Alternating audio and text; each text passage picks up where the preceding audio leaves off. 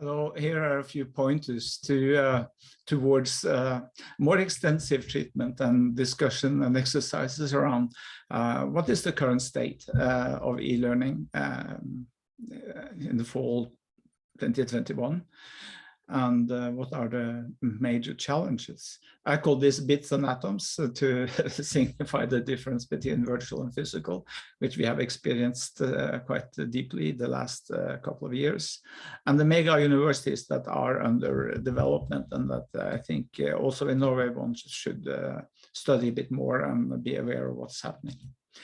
But starting with this kind of online teaching and learning materials that has become was sort of tested the waters for some 10 years and has had a breakthrough. Actually, even if people are very happy to meet in face-to-face now, there are things happening here we should take into account. And we have the commercial for how this is sort of super duper, and maybe it's not so useful as many people thought initially. But there are also economic aspects to this that has some heavy consequences for the development over time of the university system. I get some email, as most people, and one of them was this commercial for Coursera. There are master degrees that can be taken online at a cost point far below what it would cost to study at a university internationally.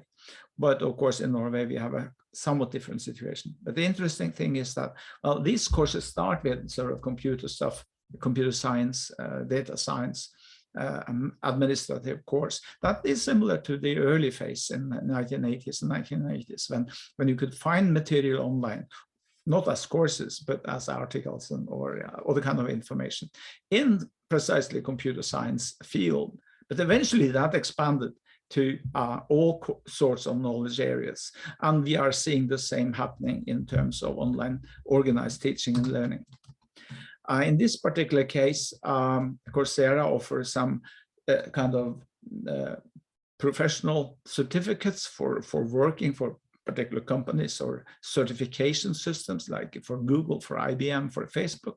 And then also in Norway, there's increasing demand for this kind of work-oriented and adapted courses for the needs that people working have when technology changes so fast. But also, as mentioned, these normal degrees. And then finally, some short courses that may be completed in a day, so micro-learning. Now, taken all together, we also see a different tendency, namely that there are certain companies that specializes in online program management, that is to harness the system as such to administer a large amount of students, the entry process, the processing, as they would say, and the certification, the exams, the final part of being a student. And that information is collated and built into larger systems. We also find them on a national scale in Norway. So that's one thing that are strongly developed these days. The second is this content that is shared between universities. And thirdly, the students that are not so strongly aligned with each individual institution as they used to be, at least not internationally. And out of this, I propose that we are seeing the development of a new type of mega university, and that we should go deeper into and discuss. Now, going back to the online teaching and learning materials, at Oslo Met, we have what is called the bookshelf, Bokskapet. I just recently have enlisted more than 32,000 students, 2,000 in the course of the last 2 days when the semester starts. That's quite a bit. And these students are happy with the material. And this is an example from the fall 2020, in a course on lung physiology.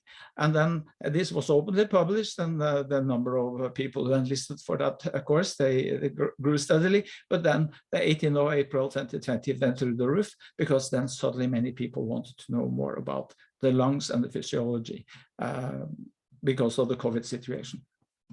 Now that makes many students and teachers happy. But there's another side to this happiness meme, namely as illustrated here by the song "No, the Dance Contest" that the National Broadcasting Corporation has put on the television. And this is a new style here where everything is happy-go-lucky, and that sort of permeates step by step also the academic sector. And so I would say we are at the crossroads, it should be here. We must know what we are talking about, both in terms of what's happening to the textual material and what is happening on the organizational level, and how huge conglomerates internationally are sort of eyeing the academic sector as a field for investment and profits. Now, we have these courses, and to create them is demanding, and we have some experience on how to do that. We can call them digital textbooks, but they are in a different genre. They are made in a different way, and they are used in a different way than traditional textbooks. Here is an example of some entries from myself in a social medium, in Twitter. It could be Facebook, it could be LinkedIn.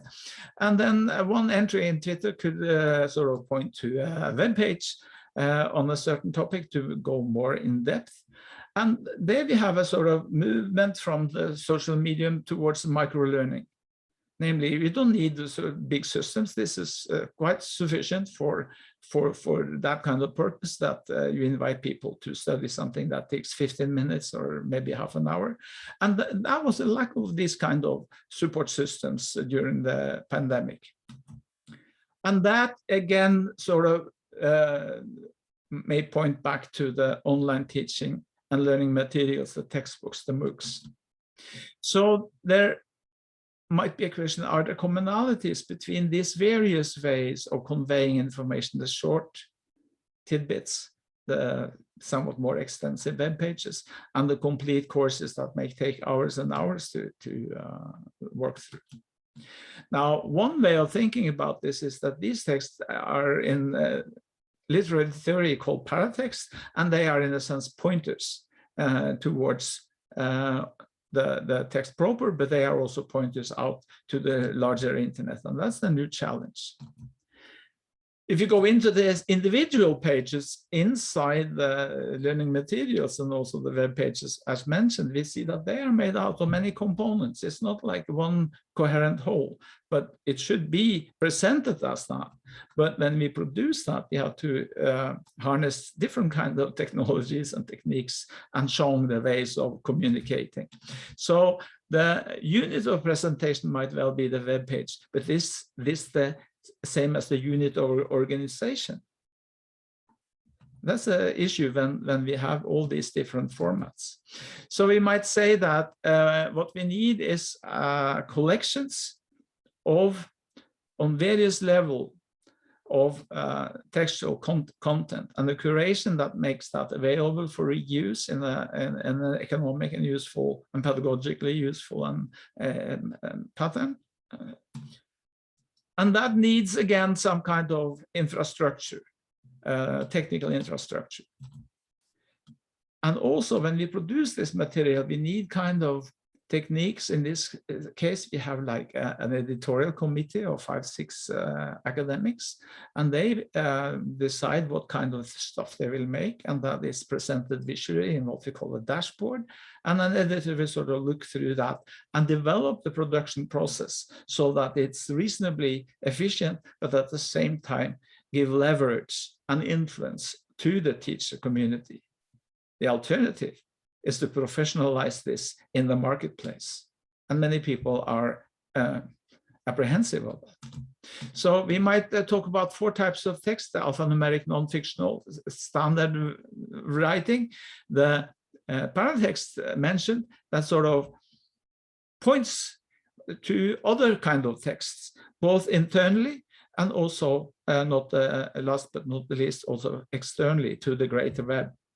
We have got audiovisual presentations that have their own requirements, And we have something we refer to in our work as interactive learning objects that require a certain different kind of activity and are very important to create student active learning processes when they work with this kind of online material. All this we have to look into and maybe make some exercises and discuss the consequences of having that. So we need to learn more. And that is sort of basically some of the challenges, that there are some opportunities we face.